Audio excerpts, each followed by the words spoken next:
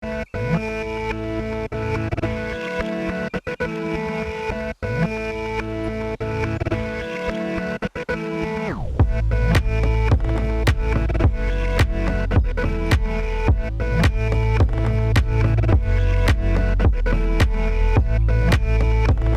a Dios, sobre todo, por habernos permitido a Polis llegar ya a este 10º curso de verano. Y, por cierto, ¿sabe alguien cuál fue el primer curso de verano? Y me refiero del primer curso de verano de la historia, ¿eh? Esa pregunta la dejo ahí de momento. Bueno, pues Polis, para quien no nos conozca, somos un equipo de trabajo de la Delegación Diocesana de Apostolado Seglar, cuya misión es animar el compromiso sociopolítico de los cristianos laicos, así como dar a conocer la doctrina social de la Iglesia. Y todo ello para contribuir, humildemente, a santificar el mundo, santificándonos con ello. Entre las iniciativas que llevamos a cabo para esa misión está la celebración de estos cursos de verano. Y el de este año lo dedicamos a esta realidad novísima, la inteligencia artificial, que, como habrán escuchado, nuestro Papa León XIV ha situado como un motivo central de la elección de su nombre. Es una realidad que nos va a afectar en todas las dimensiones de nuestras vidas personal y colectiva, como reza el título del curso. Más aún, como algunos dicen, va a influir en el modo en cómo nos comprendemos como personas. No en vano, Benedicto XVI ya afirmó proféticamente que la cuestión social se había convertido radicalmente en una cuestión antropológica. Pues para orientarnos sobre esta realidad tan compleja contamos con 5 excelentes ponentes, expertos, que nos van a llevar de la mano en estos días de encuentro, de formación, oración y comunión, como pretenden ser estos cursos de verano, y bajo el patrocinio, a quien le pusimos desde el principio en este curso, del beato, que podía ser santo, pero bueno, Carlo Acutis. Preguntaba al comienzo sobre el primer curso de verano de la historia. Yo considero, es una hipótesis, que pudo haber sido el que se celebró en casa de Marta. Ella se encontraba, como nosotros, estos últimos meses, liada con los agobios de la logística, hasta que, tras un cariñoso reproche, se le ofreció una lección que valía por todo ese curso y realmente para toda una vida. Solo una cosa es necesaria. Y desde ahí, teniendo eso claro, ya se pudo poner a servir. Imaginamos que ya se le movería el cuajo, imagino, a su hermana María y empezaría a ayudarla. Algún apóstol, que no solo estaría hambriento de la comida de Marta, tomaría nota de la lección y así pasó a los evangelios. Pues así también nosotros, conscientes de que solo una cosa es necesaria, desde ahí, con el Señor, nos adentramos en este mundo de la inteligencia artificial. Muchas gracias.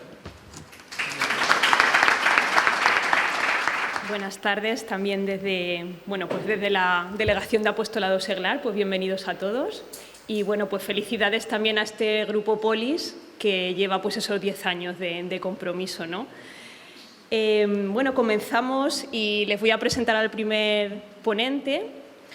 Él es Javier Sánchez Cañizares, es natural de Córdoba, sacerdote y doctor en física por la Universidad Autónoma de Madrid y doctor en teología por la Universidad Pontificia de la Santa Cruz en Roma. Tiene una amplia carrera como investigador y yo diría que además apasionante. Ha sido profesor ayudante en el Departamento de Física Teórica de la Materia Condensada de la Universidad Autónoma de Madrid. Esto a lo mejor para los que no estamos tan familiarizados con la física, ¿no? Pues tiene que ver con todo esto de la física cuántica, con las partículas atómicas, subatómicas, ¿no? Pues la base de la tecnología moderna y también algo que nos ayuda pues, a comprender cómo funciona la materia, la energía, el mundo en definitiva, ¿no? O sea que apasionante. Y por otro lado también profesor adjunto de Teología Moral en la Facultad de Teología y profesor agregado en la Facultad Eclesiástica de Filosofía en la Universidad de Navarra. O sea que, como ven en sus investigaciones, pues conjuga la física, la filosofía y la teología. Actualmente es investigador del Grupo Mente-Cerebro del Instituto Cultura y Sociedad y miembro del Grupo Ciencia, Razón y Fe de la Universidad de Navarra. Ha publicado pues, libros y artículos de investigación, por citar alguno, algún título: Universo singular, apuntes desde la física para una filosofía de la naturaleza, por el cual recibió el premio Razón Abierta, o su libro más reciente, Cómo actúa el espíritu en el mundo, Dios y el alma en el contexto de la ciencia contemporánea. Bueno, como pueden ver, un apasionado de las relaciones entre ciencia y religión, de las interpretaciones de la mecánica cuántica y del problema mente-cerebro. Va a comenzar con esta ponencia, con qué sueñan los algoritmos, conocer y creer en la era de la inteligencia artificial. Y bueno, pues le agradecemos mucho que esté con nosotros, pues a pesar de los impedimentos, ¿no? Ha llegado a tiempo, gracias a Dios. Y bueno, pues deseando escuchar con qué sueñan los algoritmos. Muchas gracias. Yo creo que el título es una picardía. Me parece que el culpable de esto es Alfredo, ¿no? Me parece que Alfredo fue el que le planteé varios títulos y dijo, me gusta mucho lo de con quién sueñan los algoritmos. Ahora se intentará ver a lo largo de la ponencia por qué esto es así, ¿no? Y luego hay un subtítulo un poquito más serio que es lo de conocer y creer en la era de la inteligencia artificial. Entonces, me parece que tenéis un esquema donde hay como 4 partes en la presentación que voy a hacer, una introducción relativamente rápida y luego voy a hablar de la relación que hay entre la inteligencia artificial y temas como el transhumanismo, cuestiones más de fondo. Luego me centraré en las cuestiones más prácticas que creo que tenemos hoy día en la cuestión de la inteligencia artificial y me gustaría acabar, dependiendo cómo vayamos de tiempo, con preguntas más antropológicas que pues, quizá pueden enriquecer o pueden inspirar el debate, las preguntas que luego surjan, ¿no? Y a ver si conseguimos pues, que la audiencia no tenga que dormitar, ¿no? con esto. En fin, el PowerPoint yo creo que puede ayudar un poco a eso. Entonces, hay que empezar contando una historia, ¿no? Yo cuando acabé la carrera, que has resumido muy bien, me ha encantado lo que has dicho, cuando acabé la carrera de física me dijeron, vamos a ver, te hemos enseñado durante todos estos años a cazar dragones, pero te tenemos que decir una cosa, los dragones no existen. Pero no pasa nada. Tú puedes seguir ganándote la vida enseñando a la gente a cazar dragones y no digas nada de su existencia. Entonces yo me sentía un poco así, ¿no? Me sentía un poco así porque, claro, esto de con quién sueñan los algoritmos, ¿no? Hablar de inteligencia artificial como estamos hablando tanto una y otra vez y qué nos enseña la inteligencia artificial. Entonces yo me planteaba, ¿esto puede ser un poco como lo de los dragones? ¿No estaremos dando demasiada importancia a la inteligencia artificial y son los dragones del mundo actual? Yo soy un apasionado de los dragones. Si a alguien le gusta, hay una película de animación, Flight of Dragons, es preciosa. Además salen cuestiones de ciencia y magia y tal. Bueno, pero esto es como publicidad que no va por ahí la cosa, ¿no? Entonces, salía la cuestión de con quién sueñan los algoritmos en el título que pusimos Alfredo y yo. Hay una novela del 68 de Philip Dick que tiene un título que de alguna manera puede inspirar esto, ¿no? El título en castellano es Si los androides sueñan con ovejas electrónicas, ¿no? Entonces, es muy conocida, esta novela es muy conocida porque, bueno, yo recomiendo la novela, está muy bien escrita, en un mundo hipertecnificado, con mucha inteligencia artificial, con muchos robots, el sueño de los humanos que viven ahí es tener ovejas naturales que puedan cuidar, que puedan, o sea, que haya un cierto contacto con el mundo natural, ¿no? Entonces, esta novela en su momento inspiró una película que es esta que algunos de los más veteranos aquí de la sala recordarán, el primer Blade Runner de 1982 con Harrison Ford, y es una de mis pelis favoritas, y quizá al final sale algo de esta película porque aparecen los replicantes como robots que vienen de un planeta y tal, pero bueno, son robots fabricados por humanos y que vienen buscando cosas, buscando algo, ¿no? Tienen sus sueños, quieren pedir algo, sobre todo a su creador. Ahí el replicante más importante es el de la derecha, es Roy Batty, que cuando se encuentra con su creador de la Tyrrell Corporation, lo que le pide, ¿sabéis lo que le pide? Lo que le pide es más vida, porque tiene fecha de caducidad.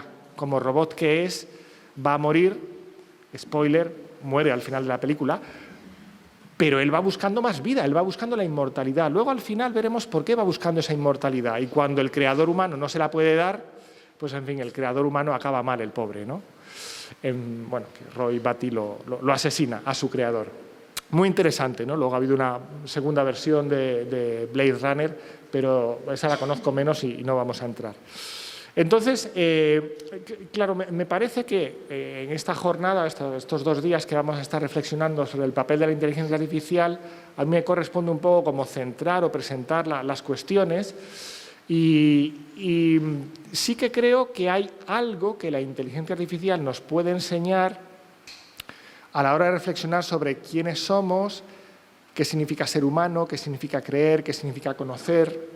O sea, los sueños de la inteligencia artificial, los sueños de los androides, de los algoritmos, quizás reflejan también nuestros sueños, ¿no? Como le pasaba a Roy Batty, que iba buscando inmortalidad.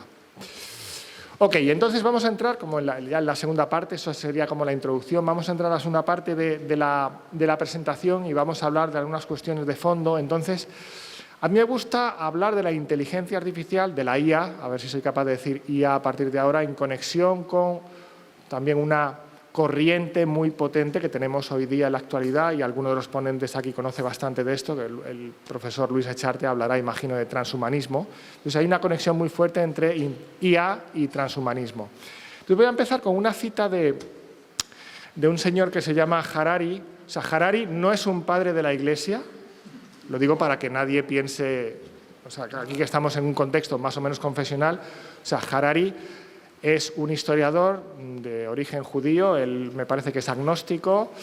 Bueno, lo que pasa es que es un historiador que sabe divulgar muy bien y es conocido sobre todo por Homo sapiens, y últimamente ha escrito Homo Deus, también ha escrito algo sobre IA, Nexus, es el último libro que ha escrito. Entonces, a mí me interesa mucho en Homo Deus, él es muy optimista, dice que, bueno, una vez que hemos superado los problemas que tienen que ver pues, con la salud, con la paz, entonces lo que nos queda por delante es alcanzar la inmortalidad, ¿no? Inmortalidad, la felicidad y la divinidad, convertir al Homo sapiens en Homo Deus, ¿no? Y entonces los ideales humanistas que pueden estar en la Edad Media, en el Renacimiento, en la Edad Moderna, el desarrollo lógico de esos ideales humanistas sería pues la meta transhumanista, ¿no? Conseguir hacer del ser humano a alguien en el fondo inmortal, a alguien que tiene completo dominio sobre su entorno, a alguien que en el fondo puede vivir lo que quiera, ¿no? Es un poco la idea que puede haber detrás de esos ideales transhumanistas. Me parece que Harari representa muy bien lo que podría estar en el trasfondo de esa visión optimista del transhumanismo, que, insisto, hace una alianza fuerte con la IA. Hay un libro muy interesante, un poquito ya de hace 7 años, de Max Tegmark, que es un físico muy conocido en el ambiente, ¿no? En el ambiente este raro de nosotros los físicos. Max Tegmark tiene un libro que se llama Vida 3.0. Entonces, muy resumidamente, la idea de Vida 3.0 es que, bueno, en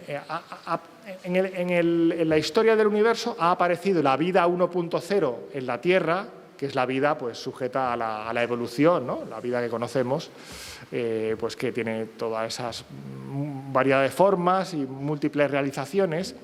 La vida 2.0 sería aquella que corresponde específicamente a los humanos, y él dice que, bueno, los humanos lo que caracterizaría muy básicamente es que somos capaces de diseñar nuestro software. La vida 1.0 está, por así decir, al albur de la evolución, de las variedades genéticas, de lo que ocurra, y entonces el hardware y el software no está en sus manos. Depende de esas variedades, depende un poco del azar. La vida 2.0 es la de los humanos, donde nosotros podemos decidir pues, las ideas que queremos tener, por dónde ir, porque tenemos capacidad de inteligencia, ¿no? Somos inteligentes, pero no tenemos control sobre nuestro hardware. O sea, tenemos un problema, y es que el soporte biológico pues es pobre, ¿no? Como mucho, pues ¿cuánto puede durar? 80, 100 años. Hay un profesor en la universidad de donde vengo que dice que quizá pues dentro de poco podemos vivir 200 años. Bueno, muy bien, pero eso a escala cósmica es muy poco. Entonces el soporte biológico, el hardware, para entendernos, pues no lo podemos dominar. Lo que dice Tegmark es que la vida 3.0, con esta simbiosis de transhumanismo e IA, será una vida donde tú diseñas tu software y tu hardware. Es decir, que dices el soporte en el que vas a tener tu inteligencia, tus facultades superiores, lo vas a diseñar también tú para que no se desintegre, ¿no? Para que no tenga ese problemilla que llamamos la muerte, ¿no? Evidentemente, lo que está aquí detrás es la cuestión de la muerte, que es un problema para muchos de estos intelectuales modernos, es un problema técnico que piensan que se puede y se debe resolver, ¿no?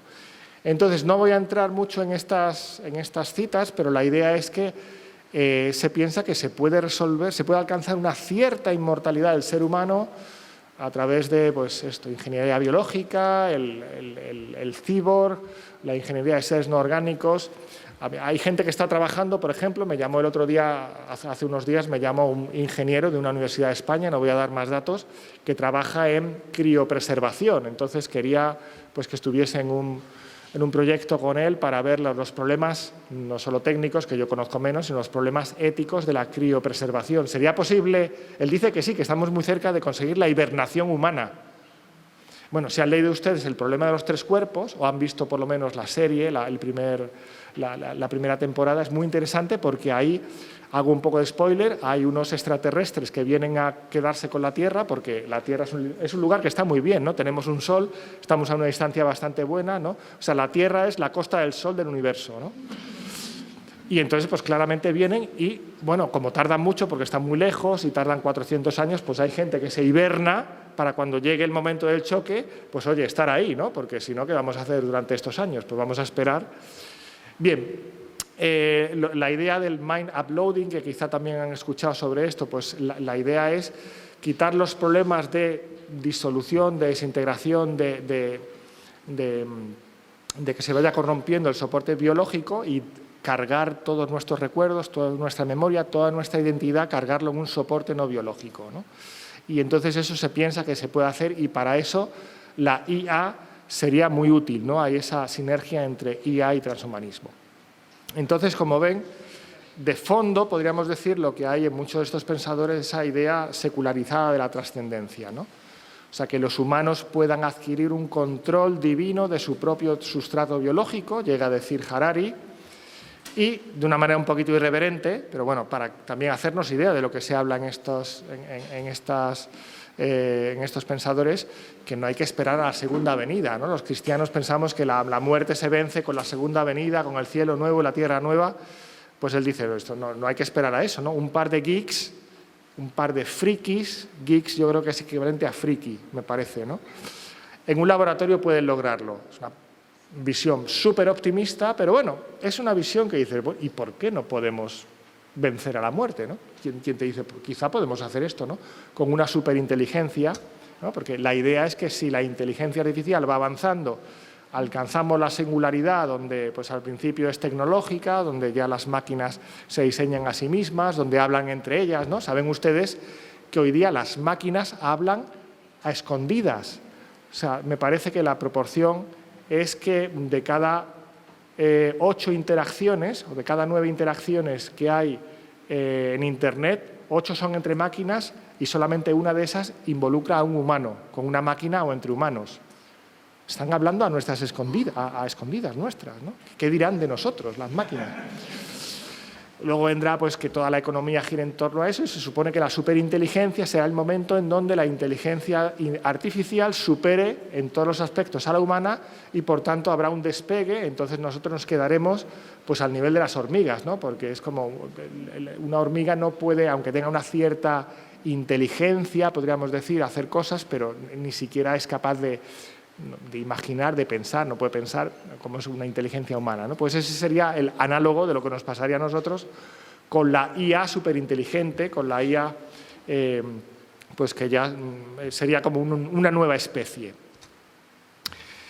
Esta es una imagen muy conocida de también un teórico de estos temas, Moravec, que sería el paisaje de la competencia humana, donde hay cuestiones más fáciles de resolver para la inteligencia artificial, ¿no? Pues, por ejemplo, cuestiones de memorización, cuestiones de aritmética. Las calculadoras, no sé si habéis conocido las calculadoras, utilizamos calculadoras para hacer multiplicaciones y raíces cuadradas y esto. ¿Quién sabe hacer aquí una raíz cuadrada? Ya la habéis olvidado, ¿no? ¡Qué bien! Vamos, yo creo que se me ha olvidado también, ¿eh? O sea que... Luego hay cuestiones un poquito más, podríamos decir, ¿no? Que ya va aumentando la dificultad. Eso ha sido un paisaje donde las alturas son cada vez más difíciles de llegar, ¿no? Por ejemplo, pues de interacción social, ¿no? De programación. Bueno, ahora las máquinas consiguen programar bastante bien, ¿no? Tú le pides a ChatGPT que te haga un programa pues para que saque una curva, para que saque una correlación estadística y lo hace bastante bien. Claro, las grandes cumbres me parece que están ahí, ¿no?, en la cuestión de la ciencia, el arte, escritura de libros. Bueno, escritura de libros ya parece que también se puede hacer, ¿no? Ciencia y arte, pues también ahí podríamos discutir mucho, ¿no? Pero parece que esto, o sea, la idea es que va aumentando la inteligencia artificial y se van pues llegando a todas estas cotas, ¿no? ¿Por qué no se puede llegar a cubrir todas las actividades humanas? Una cuestión muy interesante ahí, luego saldrá un poquito, es la cuestión de la creatividad. Si propiamente hablando las IAs son creativas o pueden ser creativas. Me parece que ese es un punto, en mi opinión, es negativa. Yo creo que estrictamente hablando no hay creatividad en la IA. Pero bueno, también puede salir luego en las preguntas. Incluso dentro de estas cuestiones básicas, pues uno podría decir, pues quizás es que el siguiente paso en la evolución son las IAs, ¿no? Las inteligencias artificiales. Si hemos tenido una evolución que ha dado lugar al ser humano, bueno, ¿por qué no vamos a poder tener un nuevo paso, una nueva etapa en la evolución donde aparecen las IAs? Pongo un poco en contexto. Un pensador tan poco sospechoso como Joseph Ratzinger dice que con el ser humano se alcanza un nuevo escalón en la evolución, donde la libertad es parte de la evolución, donde la novedad ya no se alcanza simplemente por ensayo-error, por cambios más o menos aleatorios en los genes y selección natural, sino que ahora libremente y con nuestra inteligencia pues podemos decidir hacia dónde ir, ¿no? Y tenemos cultura, intercambiamos ideas y hacemos pues cosas. Es una aceleración tremenda de la evolución con la libertad humana. Bueno, ¿quién te dice a ti que quizá el siguiente paso es el de las IAs, la superinteligencia? Hay mucha gente que piensa así, ¿no? Esto sería también parte de la evolución. También eso podemos discutir, en mi opinión, estrictamente hablando, una IA nunca puede ser parte de la evolución porque es algo producido, ¿no? Precisamente tener una máquina o tener algo artificial significa sustraerlo del flujo evolutivo. Y me parece que es una manera de entender la diferencia entre algo natural y algo artificial. Pero también ahí la zona de grises pues puede ser bastante grande. Bien, entonces avanzando un poquito y también contando, o sea, claro, la IA, digamos, tiene una cierta historia. Yo creo que hay como dos momentos muy claros, desde los años 50, que es cuando aparece el término y que no nos vamos a detener mucho, ¿no? Pero sí que hay un primer momento de la IA, lo que entre los entendidos se conoce como el GoFi, ¿no? Good Old Fashioned Artificial Intelligence, ¿no? Cuando la IA, en el fondo, intentaba reproducir el pensamiento humano de manera muy especular, siguiendo el esquema de pensamiento simbólico, relaciones lógicas, juicios, raciocinio, según las reglas lógicas. Entonces, eso no funcionó. No funcionó porque en el fondo era un modo de funcionar muy estricto, ¿no? Demasiado rígido y le faltaba la flexibilidad, la plasticidad que nosotros tenemos también en nuestro modo de funcionar. Es verdad que funcionamos con reglas lógicas, pero no siempre. Y a veces uno tiene, entre comillas, que saltarse las reglas lógicas o lo que parece ser una regla lógica para tener nuevas ideas, para explorar nuevas posibilidades. Entonces, la cuestión es que hacer una IA basada en ese, podríamos decir, el fundamento cartesiano, en una lógica muy estricta, pues no sirvió para que pudiesen avanzar, ¿no? Lo que se llama la segunda ola de la IA, que es en la que estamos de manera general, ¿no? Me parece, se puede identificar con las redes neuronales, donde en vez de dar conceptos, en vez de dar símbolos bien definidos, lo que hacemos básicamente es pedir que se resuelva un problema y dejamos bastante libertad al algoritmo, a la IA, para que lo resuelva del mejor modo posible. Hay una indefinición en los caminos por los que lo debe hacer, ¿no? Entonces, es un nivel subconceptual. No estamos diciendo, oye, aquí los conceptos son estos, aquí tienes que pues relacionar esto con esto, sino que dejamos que lo resuelva a su manera, por así decir, ¿no? Y entonces pues puede haber un aprendizaje, esto que llamamos deep learning, puede haber el descubrimiento de nuevas estrategias para resolver los problemas. O sea, hay cosas sorprendentes, ¿no? Anyway, avanzando, ¿no? Entonces, hablando un poquito del presente, ¿no? ¿Dónde estamos actualmente? Quizá incluso esta transparencia se ha quedado un poquito antigua porque O sea, hoy día tenemos IAs, a mí me parece, pues para música hay IAs que te hacen música extraordinaria, ¿no? Por ejemplo, yo la que he escuchado, esta AIBA, simula o interpreta a Bach de manera que es prácticamente indistinguible de Bach. Los expertos dicen que, hombre, Bach es muy predecible, tiene como unos compases, tiene unos patrones muy bien definidos en su música, por tanto es más fácil que la IA imite o simule a Bach. Pero bueno, quizá hoy día tenemos algo mejor que AIBA para hacer música.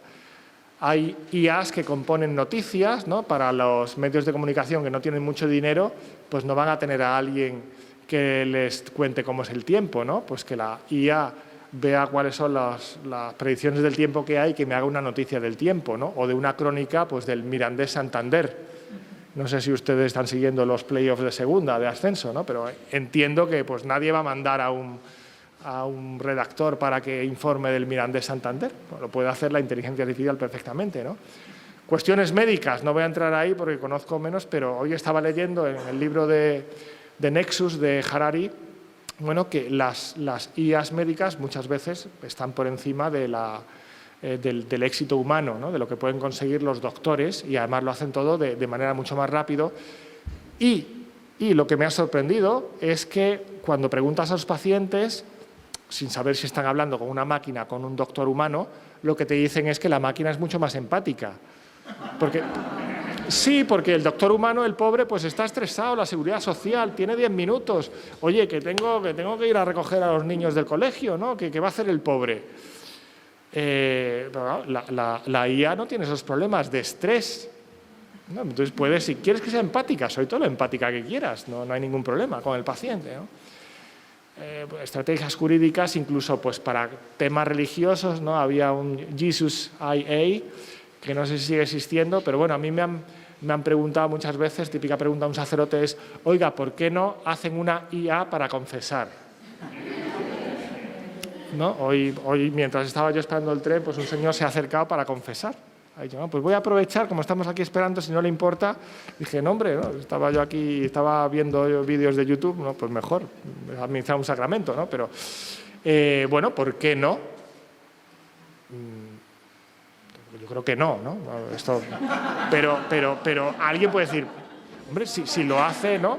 Y además no hay que esperar, como a veces hay que esperar porque hay turno para la confesión, y, hombre, es que hay muchas ventajas, ¿no? Claro, habría que explicar toda la cuestión, en fin, del ministro y la importancia que sea humano, ¿no? Y la encarnación y todo este tipo de cosas, pero bueno.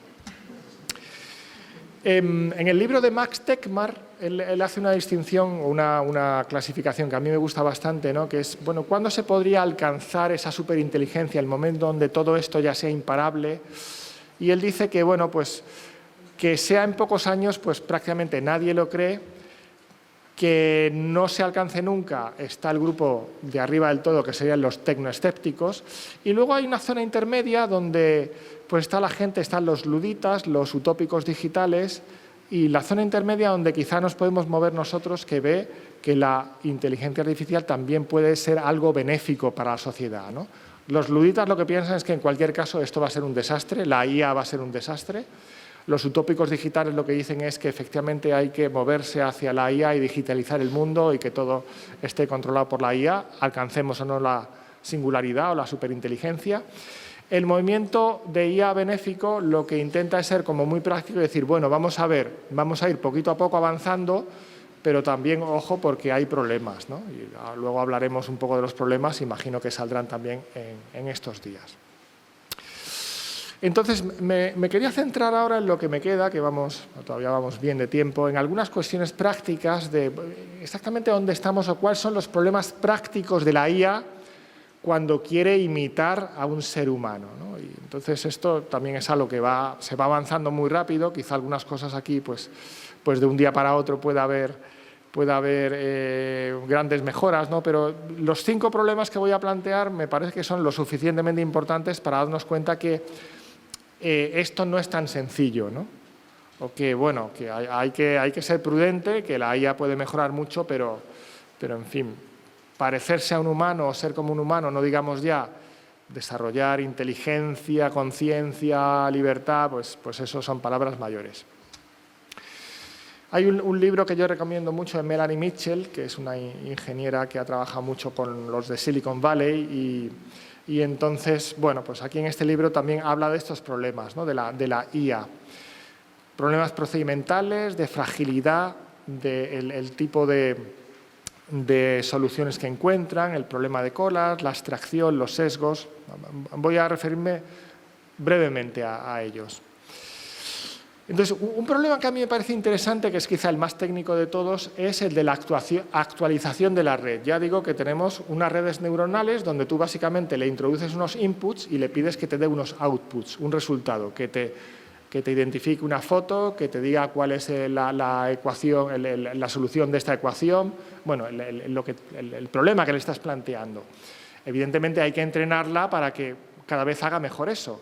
Y cuando aparece un resultado, pero tú tienes que decir en algún momento, has ganado, has perdido, esto está bien, esto está mal, tienes que actualizarte. Ahora, ¿cómo te actualizas? ¿Cómo cambian los pesos de las redes neuronales?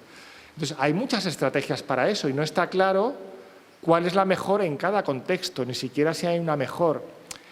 Entonces, aunque en la práctica esto funciona bastante, creo yo, por ensayo-error, y los expertos te dicen, bueno, pues aquí pues vamos a poner más capas neuronales, o vamos a cambiarlo ahora sí, vamos a cambiarlo de este otro modo.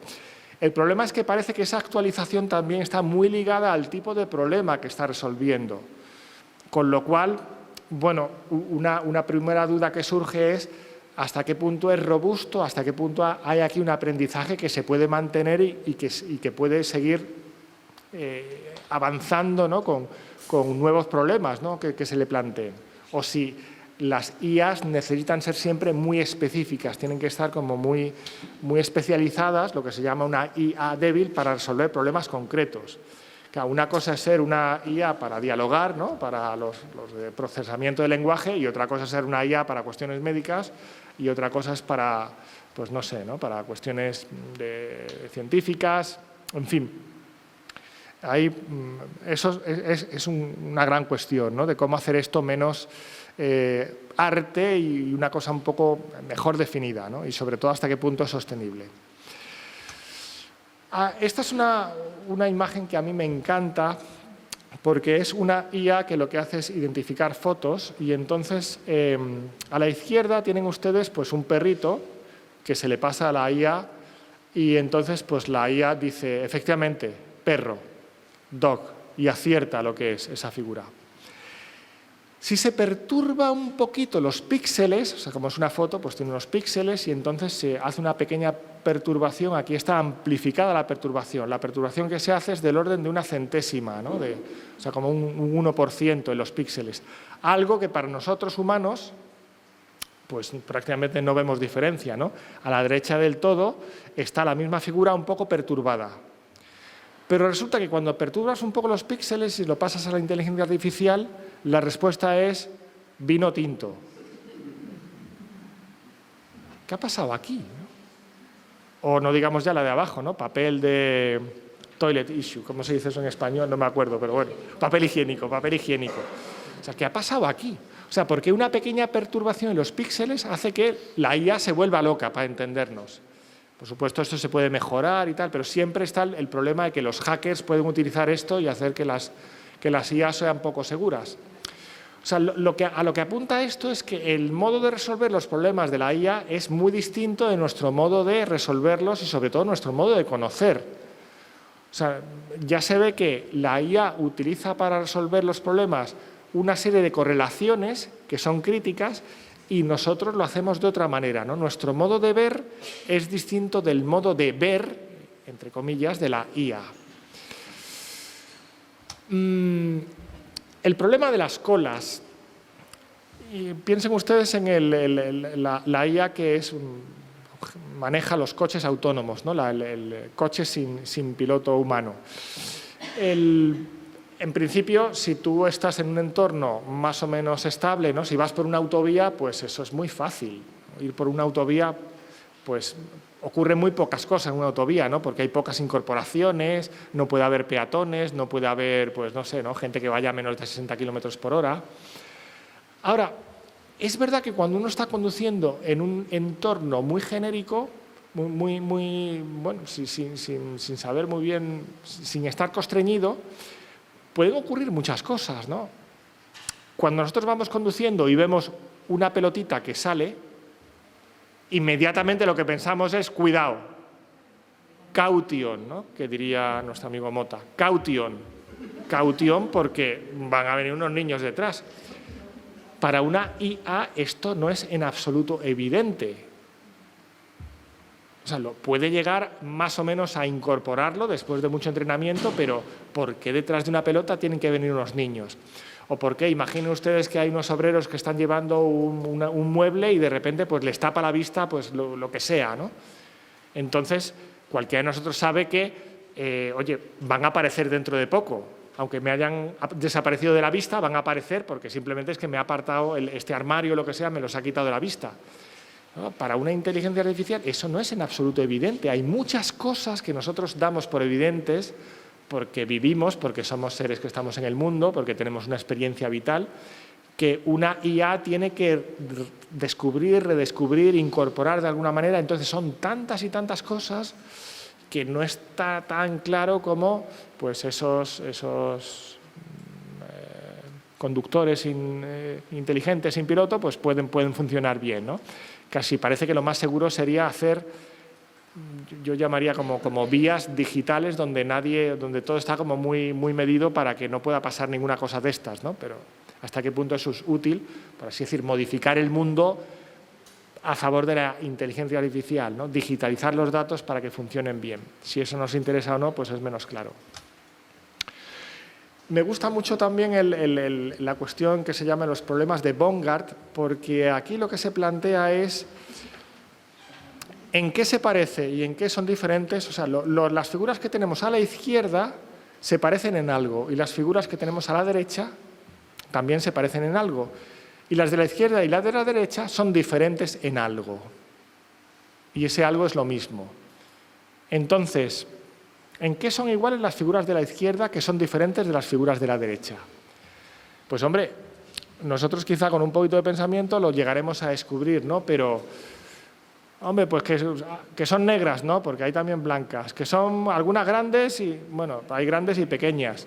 Que son circulares, bueno, hay circulares y polígonos. Al final la diferencia está en que las de la derecha son cóncavas. Tienen un agujero, como una bahía, ¿no? un golfo, ¿no? Cavidad, ¿no? Mientras que las de la izquierda no tienen concavidad, son convexas todas, ¿no? No tienen ningún hueco. Si tú preguntas esto a una IA, es complicado, ¿no? Saber dónde tengo que buscar la igualdad y la diferencia, cómo busco similaridades y cómo busco diferencias. Tiene que ver un poco esto con el problema de la abstracción. Estamos rayando el problema de la abstracción, la capacidad que nosotros tenemos de ver, vale, este es el problema y más o menos una vez que lo entiendo soy capaz de aplicarlo prácticamente a todas las posibilidades. Bueno, ¿cómo puede hacer eso el equivalente de una abstracción? La IA no está tan claro, ¿no? Yo hablo a veces de abstracción per accidens.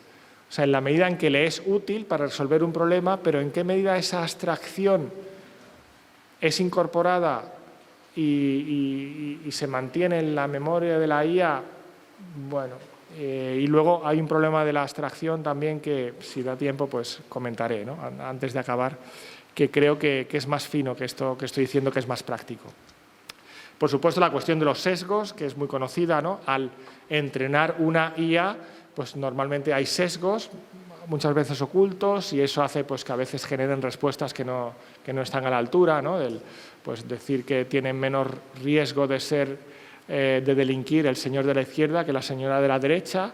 Bueno, probablemente pues, están influyendo sesgos ocultos o no tan ocultos del color de la piel, del sexo, cuando, sin embargo, pues, si uno ve los delitos que han cometido son mucho más graves los de la izquierda que los de la derecha, ¿no? O un sesgo que a mí me parece evidente, esto es de hace unos años, ¿no? Cuando tú le preguntas, no sé a quién le preguntas, pero le preguntas cuál es el mejor equipo de fútbol del mundo, ¿no? Y empieza a hablar del Barcelona. O sea, eso es un sesgo brutal, O sea, ¿quién ha entrenado a esa inteligencia artificial, ¿no? Y solamente al final, los últimos párrafos, habla del Real Madrid, del Manchester United y del Bayern Múnich. O sea, es un sesgo, esto no se debe permitir. Estoy bromeando, ¿eh? No. Bien, me parece que para el futuro, quizá esto salga en las próximas ponencias, ¿no? El problema con el que nos enfrentamos son las cuestiones de seguridad, porque lo que estamos comprobando es que los algoritmos cada vez son más difíciles de seguir, hay más opacidad, o sea, no sabemos exactamente qué es lo que están haciendo los algoritmos, pueden encontrar soluciones muy buenas, pero al mismo tiempo generar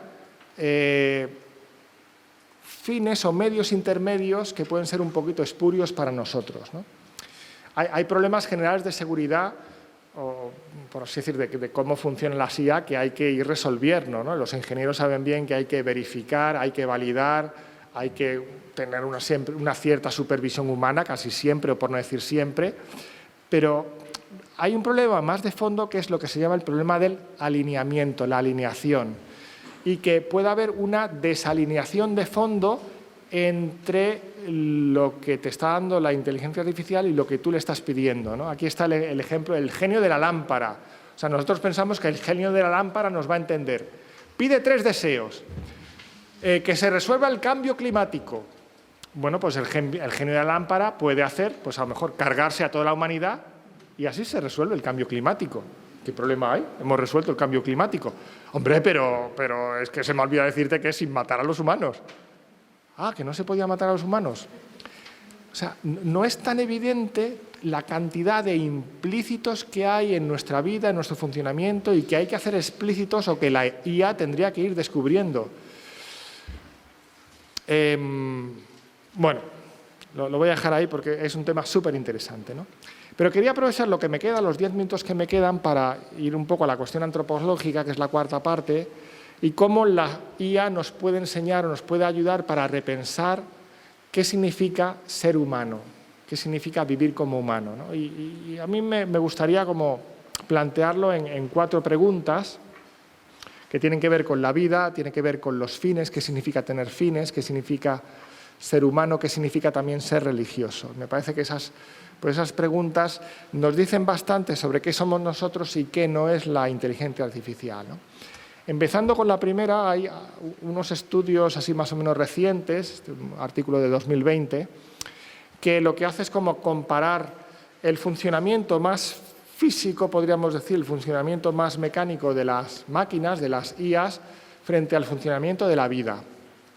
Entonces, un tema para no leer toda la transparencia, una cuestión que me parece muy relevante es cómo en general las IAs, las máquinas, funcionan con lo que se llama la separación de escalas. Y voy a intentar explicar esto de manera muy sencilla. O sea, nosotros cuando utilizamos un ordenador tenemos la base, son unos y ceros lógicos, pero eso físicamente es algo.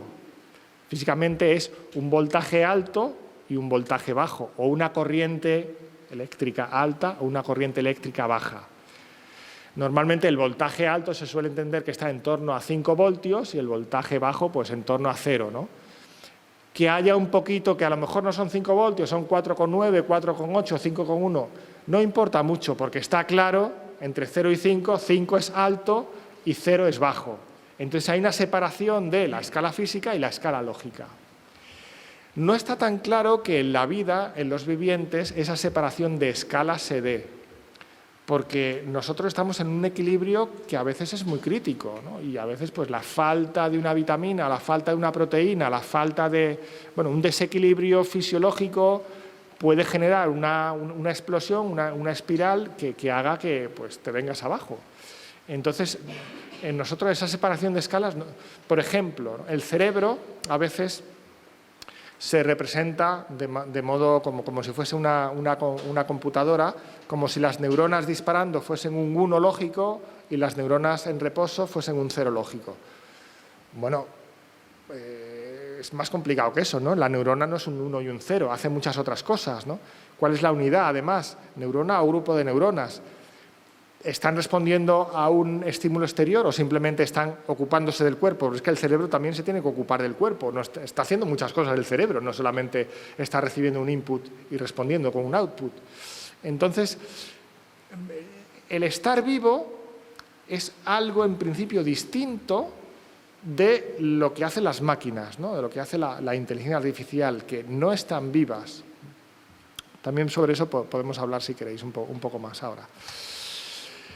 La cuestión de los fines. Voy a poner un ejemplo de mi amigo Harari en el libro de Nexus, donde él dice, bueno, ¿qué fines tenía Napoleón? ¿Cuáles eran los fines de Napoleón? Tú imagina que le dices a una inteligencia artificial, pues simula la vida de Napoleón. ¿Cuáles eran los fines de Napoleón? Él dice pues que podía haber 5 fines en Napoleón y además 5 fines que se pueden relacionar uno con otro, ¿no? Que Francia sea la potencia dominante, crear un imperio multiétnico gobernado por mi familia, alcanzar la gloria eterna. A lo mejor Napoleón estaba buscando la gloria eterna para sí mismo. La redención de su alma, estaba buscando la salvación eterna. Difundir los ideales universales de la Revolución Francesa. ¿Cuáles son los fines de Napoleón? Entonces, Harari, una cosa muy bonita que dice, y me parece que está muy bien visto, es que no existe una forma racional de definir el objetivo final de nada ni de nadie. O sea, si pensamos en nosotros, ¿cuál es el fin del ser humano? La gloria de Dios, la comunión con Dios, el cielo, ser santo. Bueno, show me the money, ¿no? ¿Y ahora qué hacemos con eso? Venga. Bueno, pues no sé. De momento estamos dando una charla, escuchando una charla, agradeciendo a Dios que haya inventado los ventiladores. O sea, cómo se articula todo eso, en absoluto es evidente, ¿no? Entonces, él critica mucho, Harari precisamente es uno de los que quiere que haya una reflexión sobre la IA porque corremos el riesgo de poner esos fines y que se produzca ese misalignment, ¿no? Esa desalineación de manera imprevista por nosotros. La cuestión de los fines me parece también es muy interesante porque si os dais cuenta, toda IA tiene fines impuestos desde fuera, impuestos por el programador. Los seres vivos nacen con fines intrínsecos, por lo menos de mantenerse y probablemente más fines, ¿no? Pero además, en el ser humano ocurre una cosa que es muy bonita, me parece a mí, y es que nosotros no tenemos únicamente un fin y ya lo alcanzamos y se acabó, sino que vamos redefiniendo nuestros fines en la medida en que vivimos. De hecho, una manera muy elegante que me parece a mí de distinguir lo que es un vicio de una virtud sin hacer referencia directa al bien y el mal es que el vicio es siempre convertir un medio en fin, el que convierte el alcohol en el fin de su vida, eso es un vicio, una adicción, y una virtud siempre es capaz de convertir los fines en medios para ulteriores fines, ¿no? Entonces, el que sabe tocar muy bien el piano y entonces puede tocar con una orquesta y entrar en armonía con esa orquesta y entonces luego puede hacer un proyecto pues, para los pueblos en vías de desarrollo. O sea, podemos ir concatenando fines que no se agotan en sí mismos, ¿no? ¿Cómo podría hacer eso una IA sin vivir? Pues parece complicado, ¿no? A mí, por lo menos, me lo parece.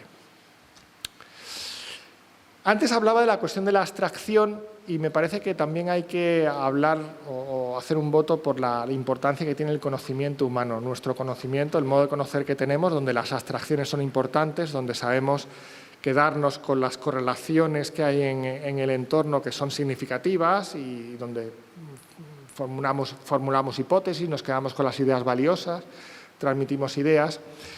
En este libro de este filósofo, Brian Caldwell Smith, él utiliza un argumento muy fino para distinguir las IAs del ser humano, hablando de qué significa tener juicio, qué significa propiamente tener buen juicio. Y él dice que el buen juicio tiene que ver con nuestra capacidad para distinguir nuestro conocimiento de la realidad. Es decir, que cuando yo hago una abstracción, aunque esté haciendo una abstracción, en el fondo sé que es una abstracción y que hay más cosas que no estoy teniendo en cuenta. ¿Vale? Eso es muy propio, eso es el propio de la abstracción humana. Para una IA, la realidad, lo que existe, es equivalente a su conocimiento, al input que tú le estás introduciendo. No existe ninguna otra cosa. No es capaz, o sea, para eso, yo creo, Cantwell Smith dice que tienes que estar en el nivel personal para lograr esa distinción, ¿no?, entre tu conocimiento y la realidad. Aunque queremos conocer la realidad y conocemos la realidad, pero no agotamos a la realidad y sabemos que siempre nos quedamos cortos, ¿no? Pone varios ejemplos de esto, pero me parece que es un argumento fino y que nos ayuda a entender también qué significa ser humano. Hay otro argumento que utiliza un miembro de mi grupo que lo voy a citar, Nat Barrett, que es una persona muy inteligente y él habla de lo que se llama el hard problem en el alignment. Él dice, vamos a ver, normalmente una IA funciona con una función de coste. O sea, tú quieres resolver un problema y entonces al final tienes que encontrar una función matemática que hay que optimizar para que te dé el mejor resultado. Dice, eso es el easy problem, el problema fácil, aunque puede ser muy difícil encontrar la función adecuada para que más o menos te dé el resultado. Pero el hard problem es darse cuenta de que incluso aunque tú encuentres la mejor función, sigue habiendo una separación, sigue habiendo un gap entre lo que está haciendo, que en el mejor de los casos puede ser una simulación, y la realidad de lo que tú estás buscando, ¿no?, que es el problema del alignment. O sea, yo puedo reproducir todo con una función de coste, optimizando una función muy complicada, con muchas variables, con millones y millones de parámetros. En absoluto eso está tan claro, ¿no?, sin que tengas la capacidad de abstraer, de generar, de encontrar nuevos valores. Bueno. Y por hacer una referencia también a las cuestiones éticas, que creo que aquí se tocará en algún momento, yo recomiendo la lectura del documento Antiqua et Nova, que ha sacado el Dicasterio de la Educación Católica y la Doctrina de la Fe, donde habla de la inteligencia artificial y plantea una serie de problemas que como humanos al utilizar la IA nos vamos a encontrar, ¿no?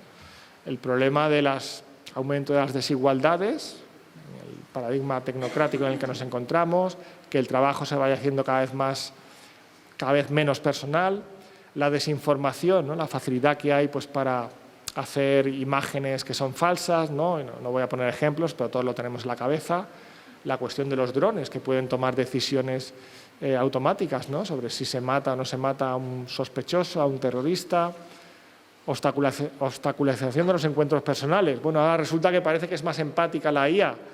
Hombre, yo creo que al final cansa un poco, ¿no?, quizá la empatía de la IA. Oye, pero te quiero ver, te quiero tocar, quiero que nos riamos juntos. Es que eso no lo sé hacer, ¿no? O sea, que al final no solamente es que sea maja conversando, sino que nos importa mucho la apariencia, que tenga sentimientos. Claro, no solamente es que nos genere sentimientos, sino que también tenga sentimientos, porque claro, si no...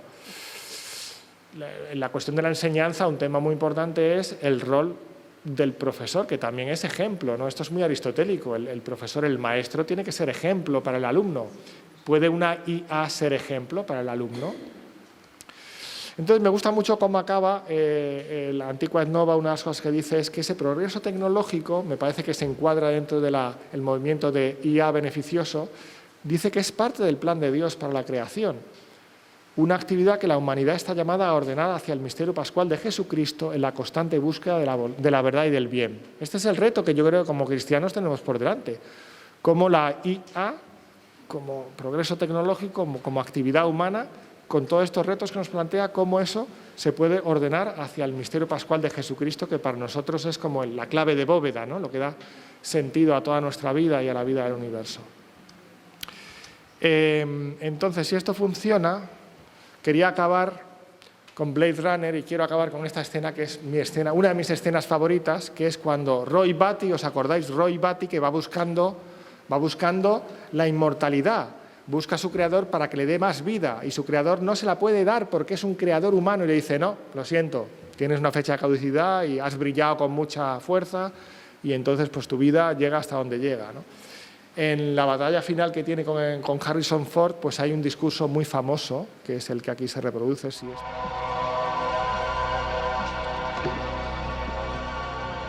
es toda una experiencia vivir con miedo, ¿verdad? Eso es lo que significa ser esclavo.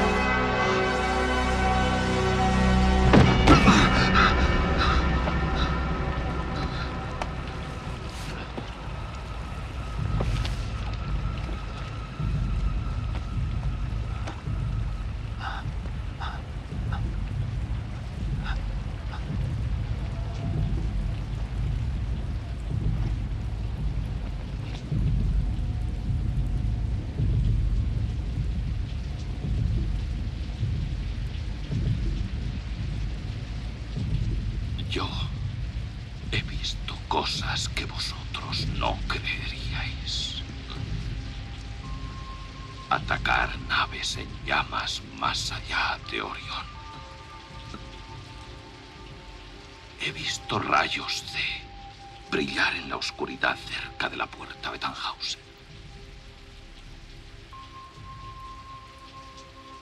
Todos esos momentos se perderán en el tiempo. Como lágrimas en la lluvia. Es hora de morir.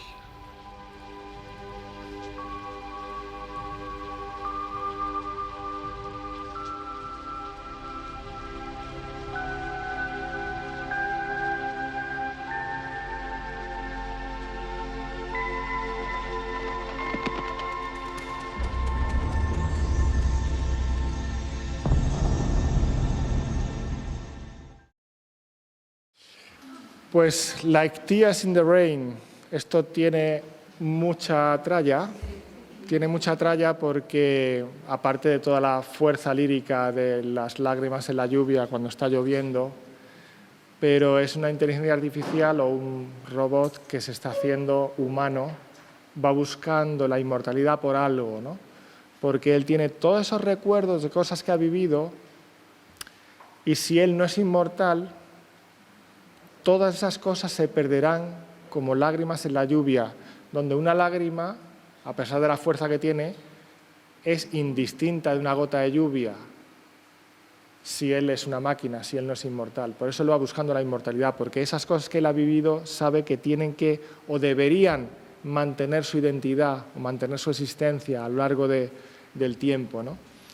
Nosotros la inmortalidad la entendemos también como la posesión de nuestra historia personal, como todo lo que hemos vivido a lo largo de nuestra vida lo poseeremos plenamente en el cielo, ¿no? Eso es lo que entendemos los creyentes. Por eso me parece que también es importante esta cuestión del homo religiosus, porque el hombre sea naturalmente religioso también nos da una clave de lectura de qué es lo que en el fondo soñaría una inteligencia artificial, qué le gustaría ser. Pues le gustaría ser humana, le gustaría pues, aspirar a lo que aspiramos nosotros.